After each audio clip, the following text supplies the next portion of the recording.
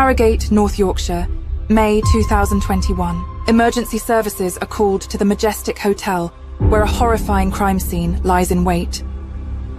Hotel staff first realised that something was amiss when there was a report from someone in the room below that there was water coming through the ceiling.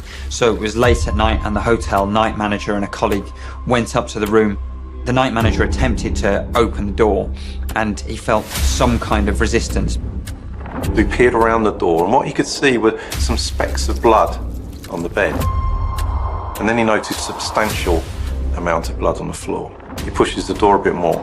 And then as he kind of pushed further, he realised that the weight against the door was actually the body of a woman. This must have been such a shock for the staff. When they went further into the room, they saw a man sitting on the ground in the bathroom, and he had also suffered stab wounds. It was literally a bloodbath. Hotel staff alert emergency services. Both police and paramedics rush to the scene. This is a scene of total chaos, but also of horror. It's going to be important for detectives to establish what had gone on in that room, why did this murder happen, and was anybody else involved?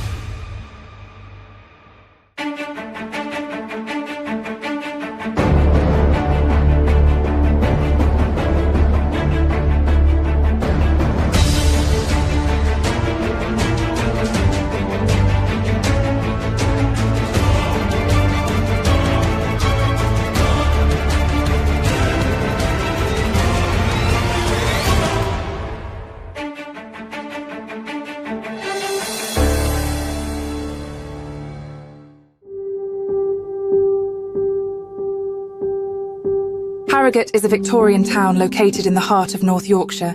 It's renowned for its natural beauty and historic architecture.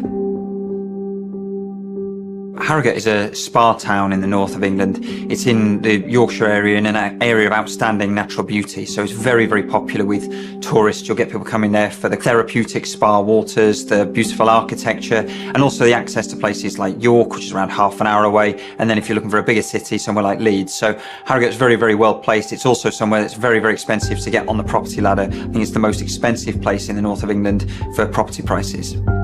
It's a reasonably wealthy area, although like most wealthy areas in England, also has pockets of less wealth. But it's a popular tourist destination to explore that kind of spa history alongside many other spa towns. Harrogate is beautiful, quaint place, and it's famous, of course, for Betty's tea rooms and literary festivals. So it's a lovely place to go and visit. It's somewhere that people like to go and they like to take nice walks and see the pretty villages, and it is somewhere that is affluent. Harrogate is somewhere you would consider a really safe area. It's a very kind of prestigious place to live and work. It's somewhere that's very, very kind of affluent, and it's not somewhere that particular violence is typical at all. In terms of murders in North Yorkshire, it's one of the lowest rates in the country. So Harrogate being there, murders there would be rare. In the heart of the town lies the Doubletree by Hilton Harrogate Majestic Hotel and Spa. The Majestic is a 4-star hotel and it's classed as a luxury spa hotel. The Hotel Majestic has a storied history. It's played host to Indian royalty, to aristocracy, to film stars. It's a very dominant and very imposing building, and it was constructed around the time when Harrogate in particular was very, very popular among the Victorians for its therapeutic spa water properties. And lots of people would go there, and there's a real rush to build grand tourist attractions and hotels. A stunning hotel, so going there would be for a special occasion.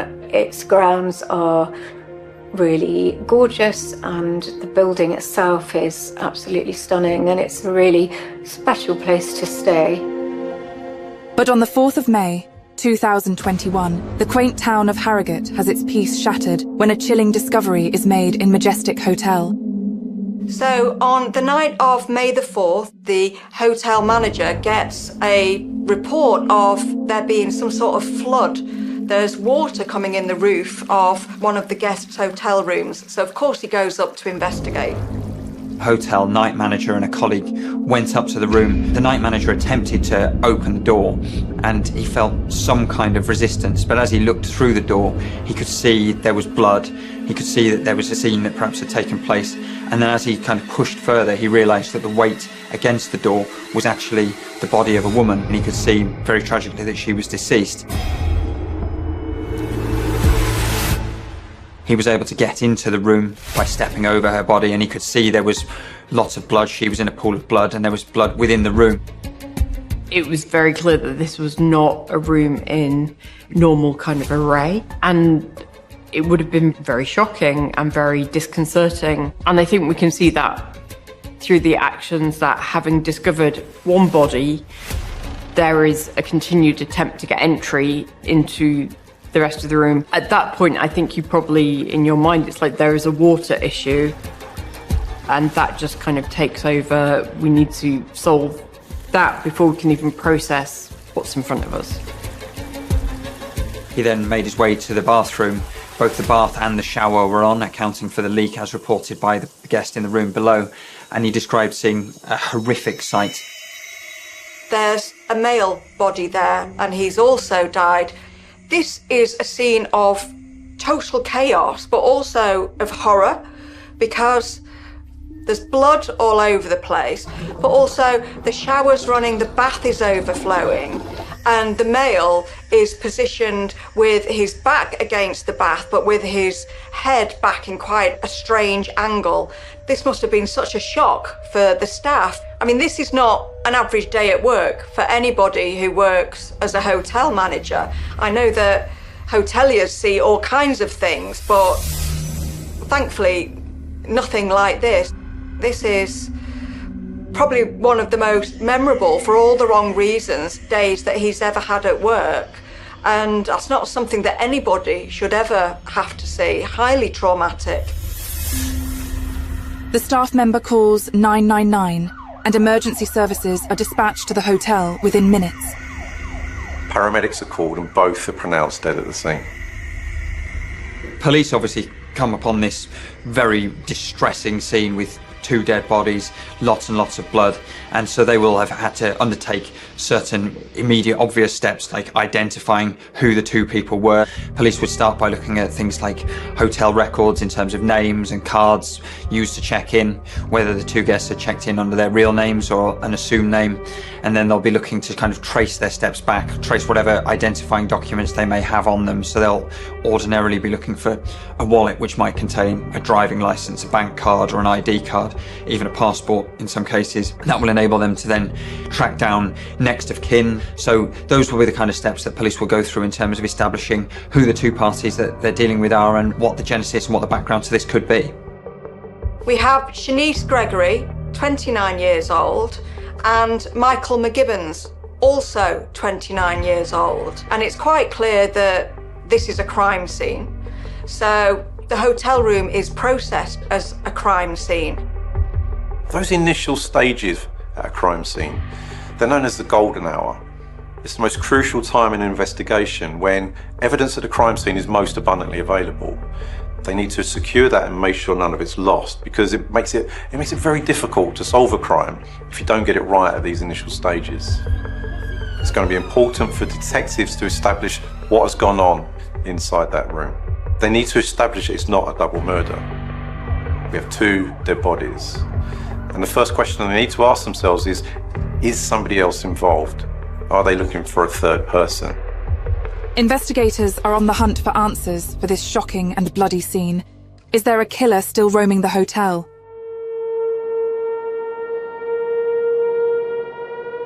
On the night of the 4th of May, 2021, emergency services are dispatched to the Majestic Hotel in Harrogate, North Yorkshire, where 2 bodies have just been discovered in one of the rooms. The bodies are identified as Michael McGibbon and Shanice Gregory, both 29 years of age, from South London.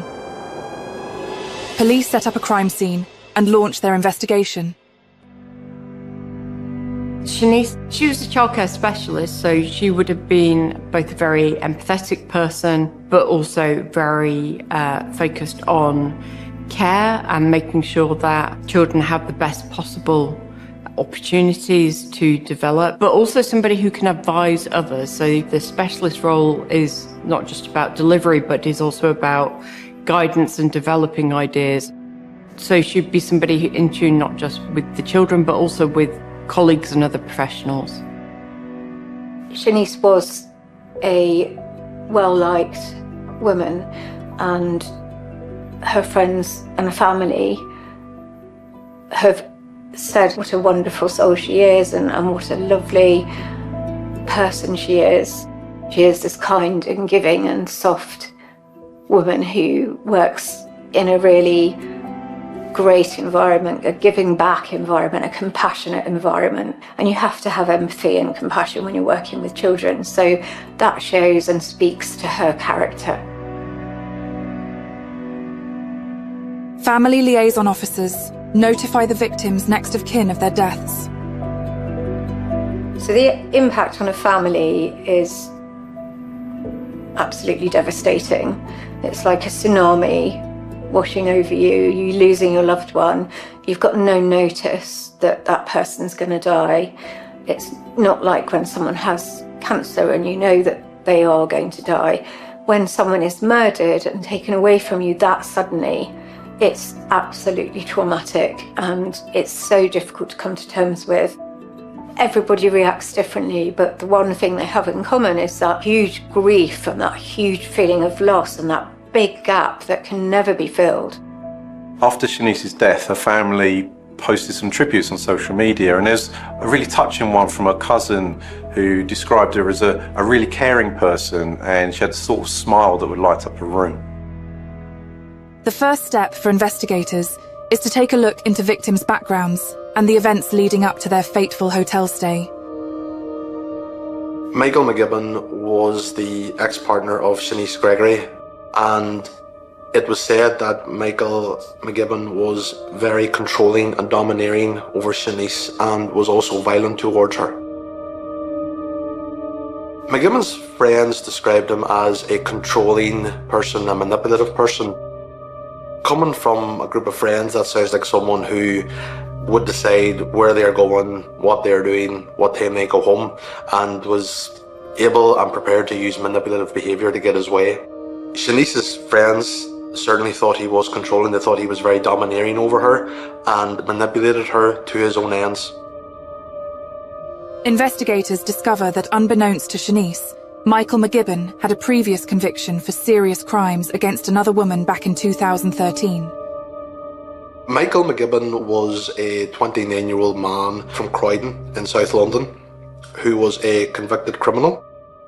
He was accused in 2013 of carrying out a rape of a complete stranger. He was charged with this offence in 2015. It was said that he had made his way home from a house party and had encountered a vulnerable woman and raped her. This is somebody who has already demonstrated a capacity to exploit or to take advantage of someone. So the victim in the rape case was described as a vulnerable person at a house party that he has then raped. He claimed that it was consensual, but he was convicted in 2016 and sentenced to 6 years in prison. McGibbon was released from prison on licence in February 2019.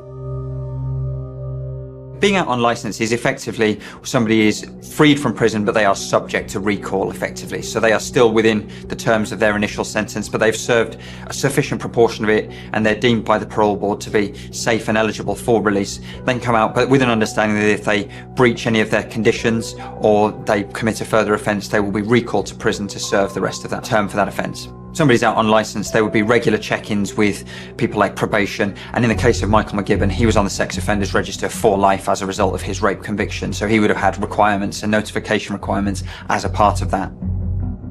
He was then recalled to prison in April 2019 after a probation officer found knives in his bedroom in the agreed accommodation he was living at the time. He was then re-released in January 2020. Detectives discover that there were reports that Michael was suffering mental health issues, both in and out of prison, including symptoms of paranoia. Michael McGibbon's mental health had been something that had been kind of on the radar for a few years. When he was in prison in 2018, he'd actually made a report about his mental health. McGibbon had told police, told his family, told his probation officers on a number of occasions that he felt that people were out to get him. He felt there were people that were trying to do him some great harm as a result of his criminal past. He was very worried that people would discover his previous conviction and that he had been jailed in 2016 for rape. His mother was greatly concerned about his mental health and his overall well-being. She felt that he was mentally ill and that he needed help. McGibbon didn't have a formal mental health diagnosis, but when he was in prison, a prison doctor revealed that McGibbon told him that he had heard voices, and this was something that his own family were very keen to point out, that they believed he wasn't a bad man, but rather an ill man. I can fully understand why a mum would want to say that about their son or daughter, who perhaps does have some mental health issues there and was showing signs of paranoia. But we do have to remember he did have, yes, a previous conviction for violence against women. He had a previous conviction for rape, which shows control issues. This is somebody who is in a paranoid frame of mind as a result of perhaps his remorse or just shame and guilt at the offence that he'd committed, and the fact that he knew that other people would not be happy about the offence that he's committed. He had enough self-awareness to realise that what he had done was not going to be looked upon in any kind of favourable way by society and the people around him.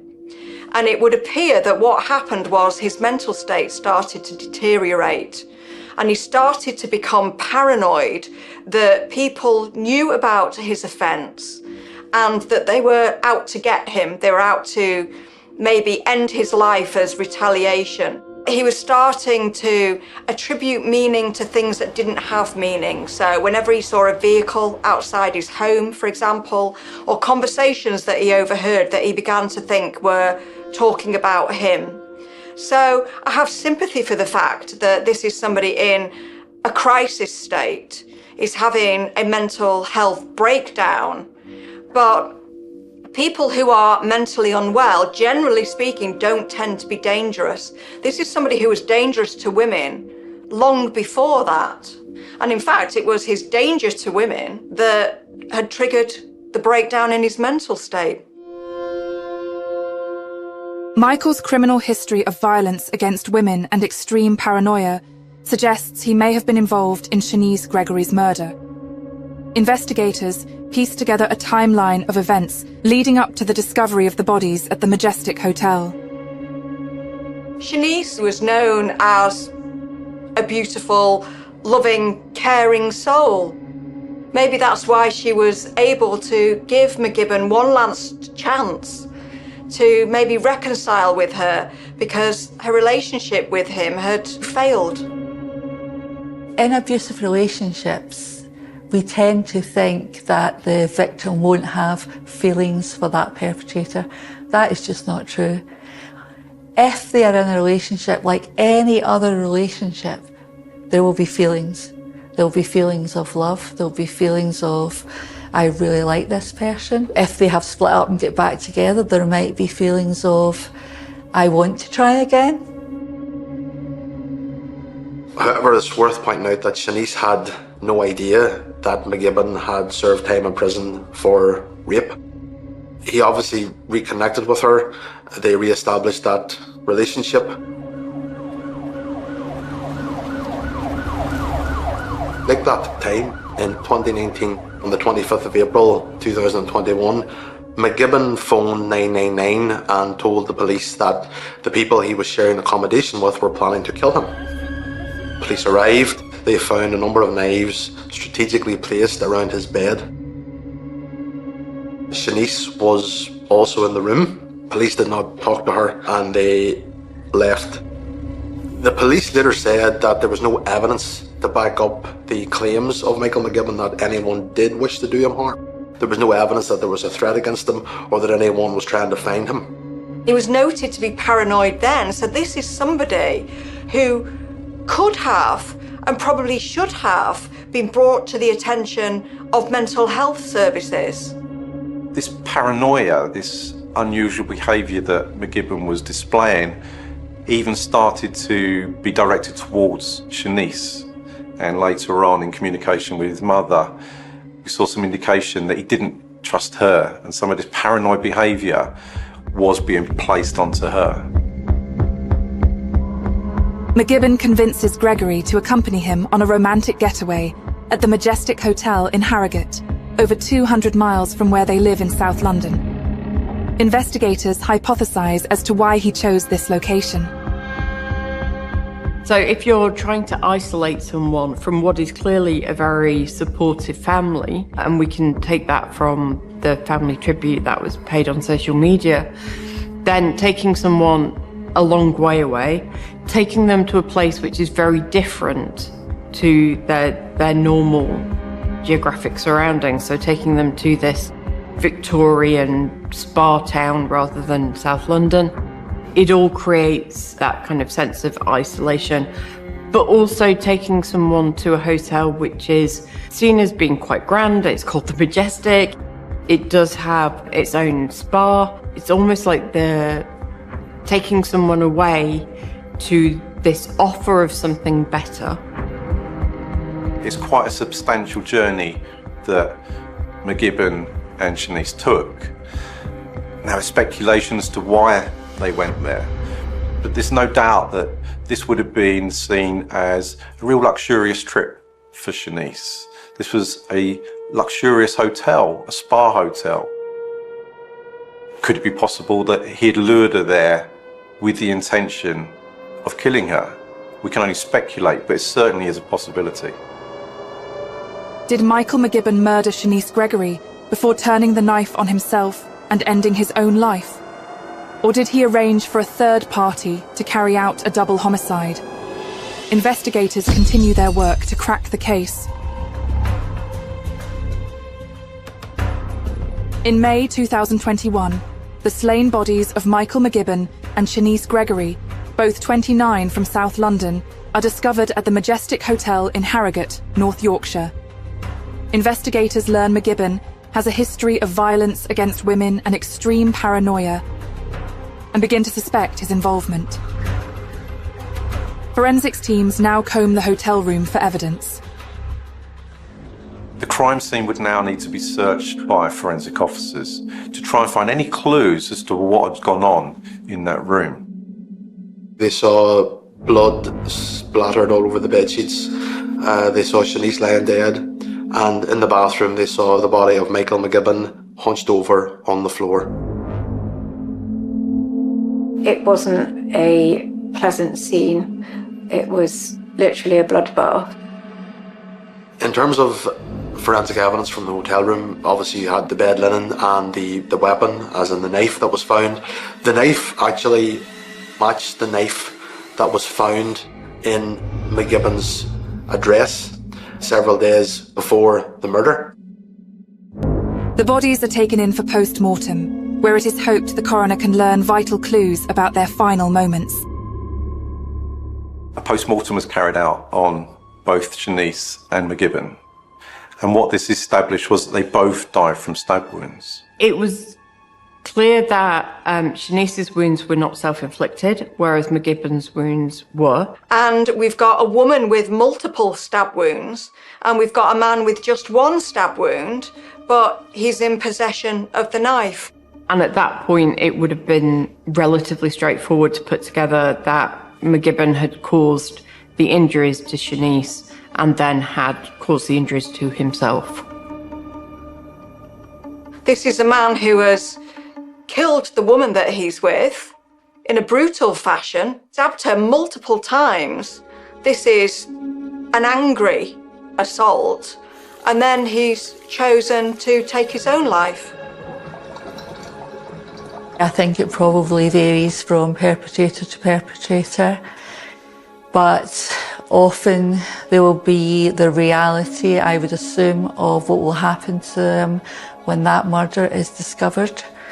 There will be mental health issues involved, without a doubt, and that's not an excuse for what they did, but it is a fact that often there will be mental health issues, and that may lead them to take their own life, on top of the enormity of what they have done. There has been, in some cases, where perpetrators threaten to take their own life. They use it as control, as a punishment for people left behind. I have taken my own life. So there will be very many things, I think, going through a perpetrator's mind, probably very many reasons why they take their own life. And it's very difficult in individual cases to say why, unless there was some sort of note left. Investigators search the room and find more damning evidence that McGibbon stabbed Shanice to death before turning the knife on himself. He left a number of suicide notes, one to his family in general, the other to his mother, and another to his sister. In the note to his family, he said that he wished to go out on his own terms. He wished that they could forgive him, and he thanked them. In the suicide note to his mother, McGibbon said that none of this was her fault. He thanked her for all the help she'd given him, and he said that he had made too many bad decisions. There's a really interesting note in that often what happens in these sorts of cases is that male perpetrators will blame their mothers to some extent for the decisions that the man has made. In this case, McGibbon is taking that responsibility and almost trying to make it easier for the mother to understand or to not feel guilty about what's happened. Really quite soft and empathetic. Didn't have any of that softness or empathy for Shanice. And that's because I think that he believed that he owned Shanice. In a chilling letter to his sister, he reveals his motive for this terrible crime.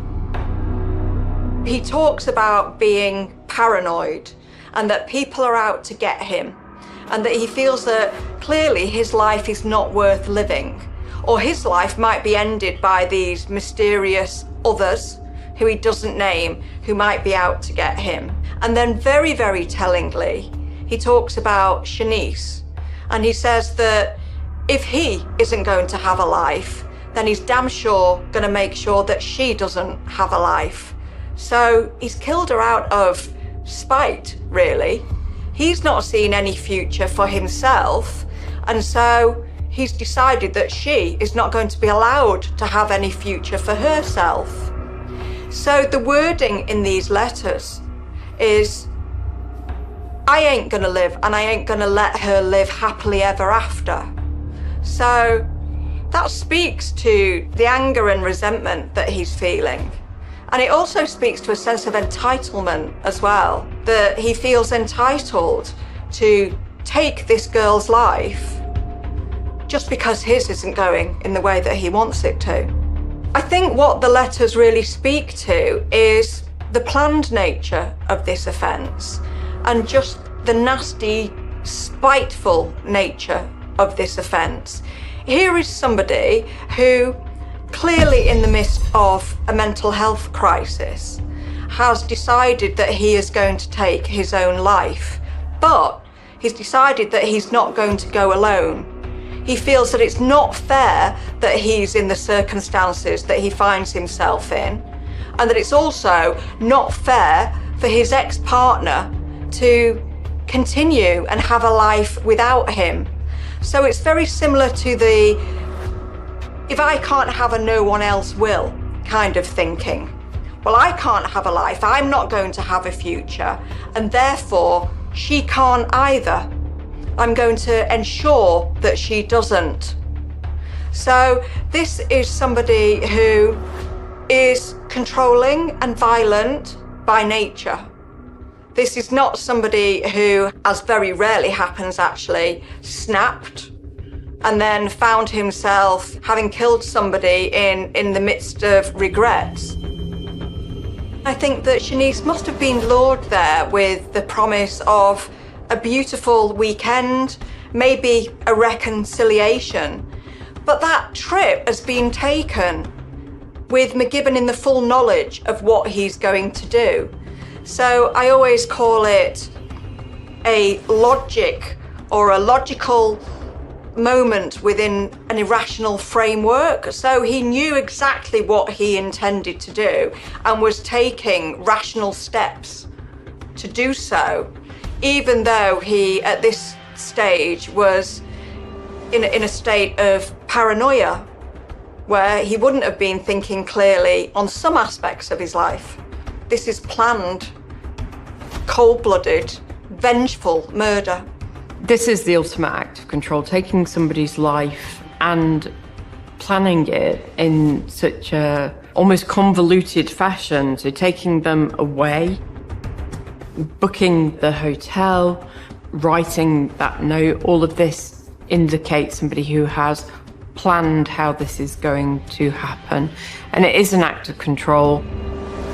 And it's an act also of revenge against a woman that is perceived to have done the unthinkable, which is to not continue to let their life revolve around an abusive partner. Investigators are confident that Michael McGibbon is the sole killer of Shanice Gregory, but must provide conclusive proof that no third party was involved in their deaths.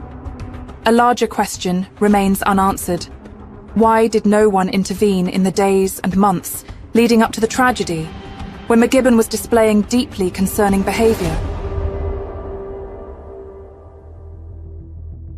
The bodies of Shanice Gregory and Michael McGibbon were discovered at the Majestic Hotel in Harrogate, North Yorkshire, on the 4th of May 2021. It appears Michael stabbed his ex-partner before committing suicide. Investigators must prove no one else was involved, and question why no one intervened when he was displaying symptoms of extreme paranoia and violence prior to that night of untold horror. The police were dealing with a murder-suicide by virtue of the fact that nobody else had been seen going into the hotel room. It was established through looking at hotel CCTV that nobody else had been into the room that the pair were using, and there were no other fingerprints whatsoever in there. So this very much pointed squarely at a murder-suicide with Michael McGibbon as the culprit. Police are satisfied that Michael McGibbon is the sole culprit in this murder-suicide, and the case is now solved. The news that Michael is responsible is given to both of their families.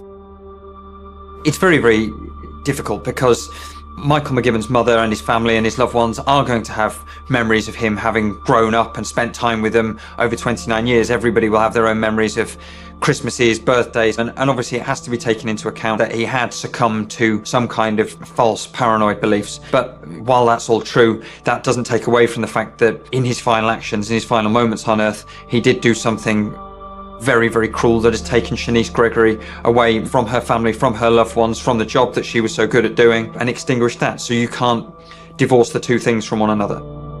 An investigation like this has to be handled very, very sensitively, and obviously, you know, there are trained family liaison officers that would have to go and break the awful news to Shanice Gregory's family.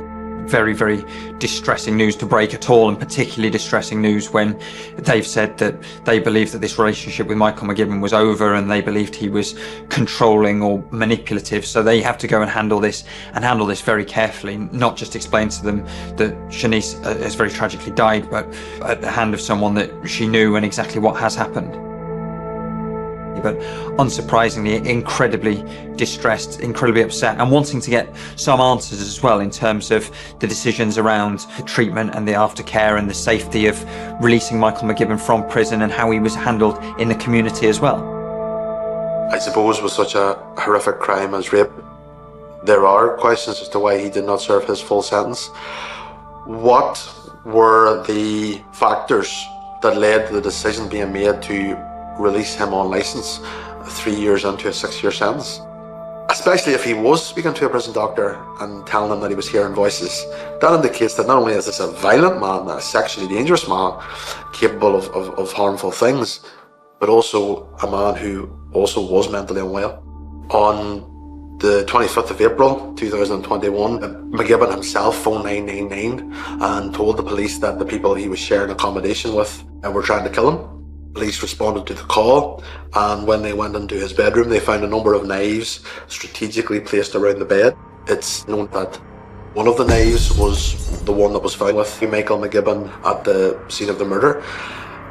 Shanice Gregory was also in that room at that time, but police never spoke to Shanice, they never questioned her, they didn't really interact with her much at that time. An intelligence report was done up by the police officer who attended the scene on the 27th of April, and on the 28th of April he sent that intelligence report onto the probation services and the public protection team.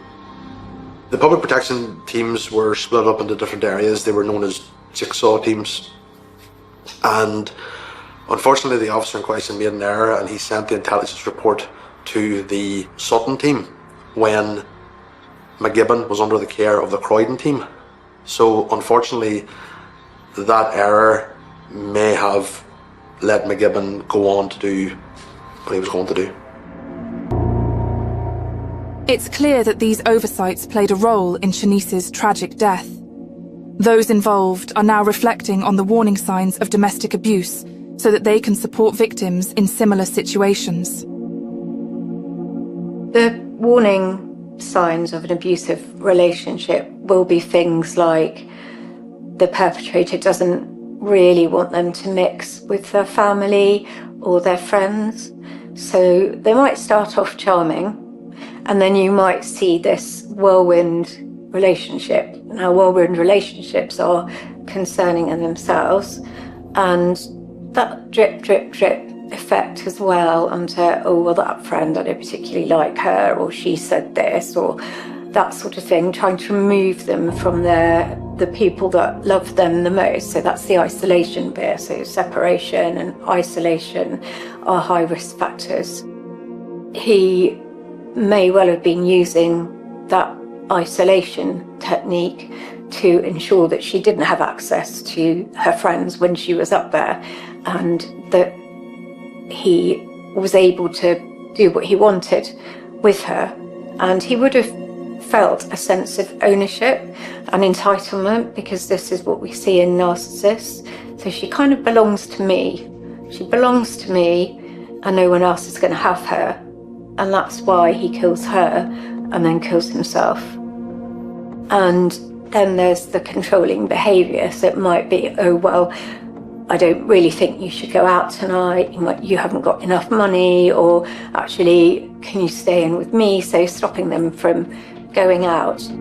It could be that they financially control the victim and that they actually use money as a weapon, or they use threats as well. So if you don't do this, I might commit suicide. So that is often seen on separation as a way to draw people back in. And, well, I don't want him to commit suicide because then that's my fault, isn't it? But actually we see that as a very manipulative red flag. Huge issue in the UK, incredibly prevalent, being described as an epidemic, and that's probably what it is. Yet the police at one point were getting calls every 30 seconds. They have said that many of their calls, a high percentage of the calls that they receive are about domestic abuse, domestic incidences. Some other interesting statistics, I think, are, the riskiest time for a woman is when she is preparing to leave. Most victims, or a high percentage of victims, will make at least 7 attempts to leave before they are successful. This is when we get that statement, why don't they just leave? Yeah, it's never that simple. That's why, on average, it can take 7 attempts to leave a perpetrator of abuse. There are many resources in the UK that will support victims of domestic abuse. So we have many domestic abuse agencies for men and women who will help them if they reach out for some support. Organisations like Women's Aid do incredible work, not just around supporting victims, but also around safety planning. Organisations like Rape Crisis do great work around intimate partner sexual violence, as well as more general sexual violence. And there are organisations like Victim Support who also feed into that. You can bring anonymous helplines where you don't even have to give your name, but you can speak to someone, get some support, some advice. If that's the thing that you find was comfortable, start off with that. A good domestic abuse agency will always listen to you, listen to what you want, guide you through that, will not put you at risk, and will not dictate what you need to do. That would be taking the role of the perpetrator if you do that. This should be all around the victim, and a good agency will do that. We have to recognise that. If we want to really tackle domestic abuse in the UK, we have to stop victim blaming. We have to stop asking all the questions of the victim. Why didn't you do something about it? Why didn't you leave? Why did you let him do that? We have to be saying to the perpetrator, you have got to stop behaving like that. Why are you not letting that person go? Why are you terrifying them? Why are you threatening them? The whys should be at the perpetrator, not the victim. There's no doubt that we have a huge problem in this country with domestic violence. Things are being done, laws are being put in place to try and help reduce that, but there's still a long, long way to go. The response from police and other law enforcement organisations has improved over the last 20 years, but I would say it's probably still nowhere near where we need it to be to make sure that these events don't happen.